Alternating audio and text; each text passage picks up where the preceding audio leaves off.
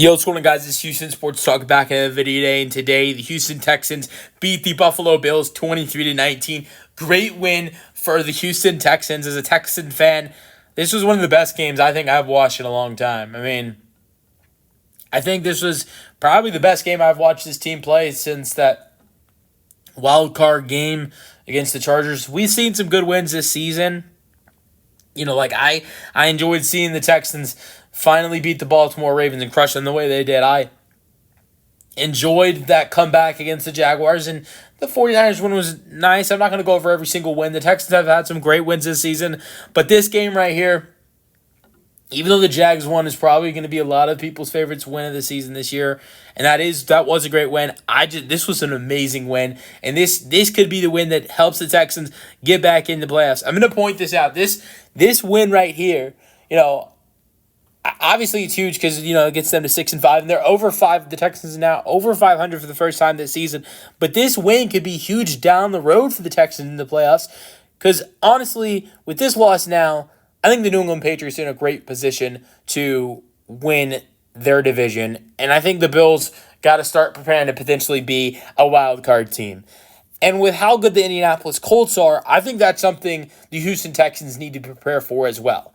These are two teams right here that have a good chance to be in the playoffs, but neither one of them will probably be division winners. So knowing now that the Texans have beat the Bills, the Texans hold a tiebreaker against the Buffalo Bills, which is huge for this team down the road if these two teams were to finish with the same record. And honestly, with this win, I have a huge feeling the Texans have a great chance to make the playoffs. Just looking at it in my opinion, I think the Texans in two matchups against the Indianapolis Colts, I think you should be able to beat the Colts 1 out of 2. That gets you to 7 wins. Raiders and Cardinals at home, Jacoby Brissett's played well, but those are 2 free wins at home with how good this defense is. That gets you to 9 wins. And the Chargers in LA, Justin Herbert, respect to him, but with how good this defensive line is, facing that Chargers offensive line, how bad they are, especially with Joe Alt gone now, that's a win for the Texans as well. Then you're 10-7. That's also assuming the Texans don't just win 6 games in a row and maybe sweep the Colts and beat the Chiefs as well. I'm not going to assume that. I'm not going to say this team could win 6 games in a row from now, and that would make it 9 wins in a row, which would be bonkers. If that happened, the Texans would probably win this division, but I think the Texans can win in the next 6 games, could grab 4 of 6 and get into the playoffs. I think there's a legit chance of it. And this win definitely helps their chances tonight because now you have the tiebreaker against Buffalo. But just what a performance by the Texans. Will Anderson Jr. was a monster. This entire defensive line was a monster. The most sacks ever in a game for the Houston Texans in their franchise history. They had a player that had a forced fumble and 2 interceptions in this game. That's the first time a player has done that in the Texans franchise history as well. So that is nuts. That was Kalen Bullock, by the way, who had 2 picks and a forced fumble. He was huge for this team tonight. Everybody was huge for this defense tonight. And it came so close to not being in the win column for the Houston Texans tonight because they had that huge play on 4th and 27. I thought that as a Texans fan who was filled with so much hope in the night, I in my mind it wasn't, are the Texans going to win this game throughout the game was going on. It was the Texans are going to win this game and they're going to 6-5. Each time I saw that 5-5 on the score bug as the Texans record, I kind of saw a 6-5 there. But when that 4th and 27 play happened, where they did that flip pass and when the Khalil Shakir play, I thought it was over. I was like, oh, I was like, oh shit, that was my reaction. I thought it was done for. But the Texans defense stepped up like they did all night. They got the job done. They win their third game in a row. They win their third game in a row, and for the 3rd season in a row, and on all 3 of the seasons that DeMeco Ryans has been the Texans head coach, they win a 3rd game in a row. They did it in his first season as the Texans head coach. They did it last year, and they do it again. So proud of this team. You can go over the scoring summary. The reason the Texans won this game, this is the only reason I think the Texans won this game. James Cook, they played great football today, but 45, this was a difference here. 45-yard touchdown run for James Cook. Matt Prater kicks the extra point, he misses. if that goes in, it's 20-23. The Bills do not need to go for a touchdown there. They go for a field goal and tie the game at 23. I think momentum changes in overtime there for the Texans, and the Bills have all the momentum to take care of things and beat the Texans in overtime. That extra point was so key. 6-0 after that. Then Kaimi Fairbairn makes a 24-yard field goal. It's 6-3. Prater makes a 44-yarder. It's 9-3. Mills throws a touchdown pass to Christian Kirk, 2-yard touchdown pass. It's 10-9. That is the first touchdown reception of Christian Kirk's Texan career.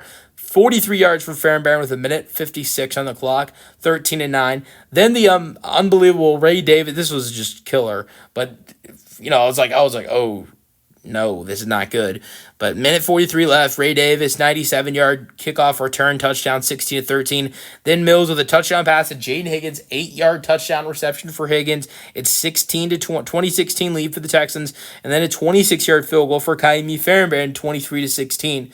Prater made that 38-yard field goal with 5 minutes left in the fourth. Texans then gave the Bills the ball back about a little bit over 2 minutes later, and the Texans had a couple sacks on that next drive, got an interception to seal the deal. On a play there was also offensive pass interference, and the Texans get a 23-19 win.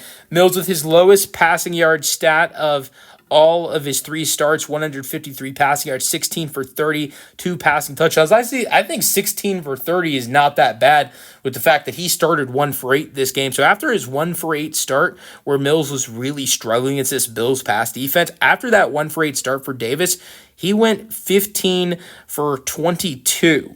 So, I think with the way he started in this game, it definitely was after the first quarter, things were really well for Davis Mills in this game. 2 passing touchdowns for Davis. Josh Allen, 23 for 34, 2 interceptions thrown, 253 passing yards. As bad as Josh Allen was tonight, with some of the bad plays he made, he did make a lot of decent plays as well. This was not even his worst game against the Houston Texans. That game last year, I think, was a lot worse than this year's game. But he was sacked a career high 8 times tonight. That is not good. Even though the Texans led a lot in this game and the Bills had to pass a lot, James Cook still managed to get 116 rushing yards with 17 carries and a touchdown. He also had 13 receiving yards on 3 receptions. As a Texans fan, I don't like that, but as a James Cook fantasy owner, with the Texans still getting a win, I love that performance by James Cook. Woody Marks with 16 carries, 74 rushing yards in this game. He had a great start to this game, but he was not as good in the Texans' rush game in general was not that good. The offense wasn't that good at all in the first half. In the second half, it was the defense that really just carried in that second half for the Texans. There was really no offense at all, in the second half. Only 6 points scored. We had that amazing second quarter, and then the second half was just awful. But Khalil Shakir, 110 receiving yards on 8 receptions. Nico Collins, 3 receptions on 55 receiving yards.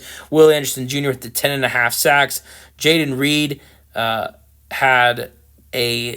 Jalen Reed had a high of 12 tackles. He had a fumble recovery as well for the Texans. This is the order of sacks. 8 sacks in general. 2.5 for Will Anderson, 2 for Daniel Hunter, 1 for Henry To'oTo'o, 1 for Derek Barnett, 1 for Tim Settle Jr., half a sack for Mario Edwards Jr. So just unreal. 11 tackles for loss as well. And I was right, Jalen Reed. Then 2 interceptions for Kalen Bullock Jr. return for 29 yards. What a win for the Texans, guys. So proud of this team. I think this was the best defensive performance. I don't know about the best, but one of the best defensive performances I've seen from the Texans in my 10 years of watching this team. So you guys give me your thoughts on this Texans 23-19 win in the comment section. Peace out. Go Texans.